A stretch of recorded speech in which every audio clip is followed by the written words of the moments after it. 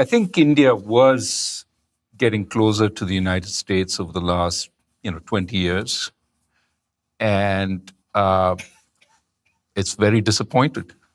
I'm not talking about leadership. I'm talking about people who get hit with this. I mean, to rub salt in the wound. At the same time, Pakistan has a tariff rate of 19%. India has 50%.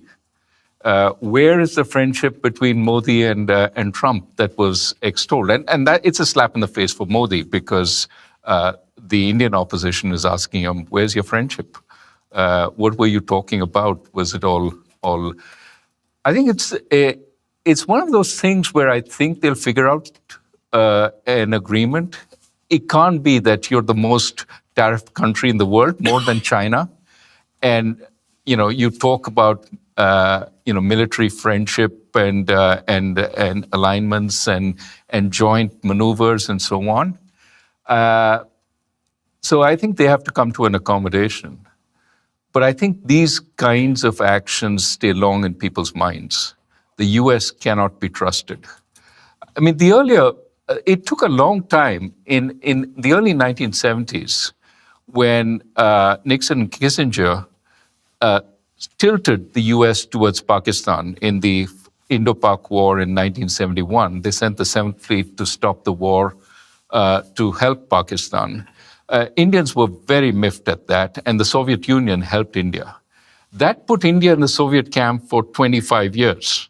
It took a long time to get India out of that camp and to start working with the United States again, to the extent that the Quad relationship and the joint military exercises and all that happened. But this has the effect of basically disappointing India. Now, India doesn't have a lot of other places to go. Shares a border with China, has fought one serious border war and a bunch of skirmishes with China. India is suspicious of China. It's also very worried about Chinese goods coming and swamping India. It's happy for Chinese investment, but it wants to be a little careful about becoming dependent on China. India is good friends with Japan, Australia. That parts of the Quad can sort of be relied upon, but it wants to build a relationship with the United States, and very disappointed that it became transactional. Can you say just a word about what the impact of the tariffs on India have been domestically within India? Has that impact been felt yet, or are we waiting for it? Or so it is felt across different industries in different ways. So Apple assembles cell phones in India. The value added is relatively small, and they may have gotten a waiver. By the way, a lot of firms get waivers in these if they can persuade the administration. It is to the administration's interest to allow the imports. So Apple, not hugely affected.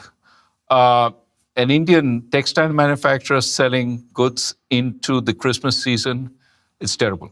I have a friend whose work has just stopped because she can't sell her dresses to U.S. stores with a 50% tariff. It doesn't make economic sense for them to continue buying. Now, those relationships, once disrupted, are hard to build back because somebody else has taken up the slack, in Bangladesh or Vietnam.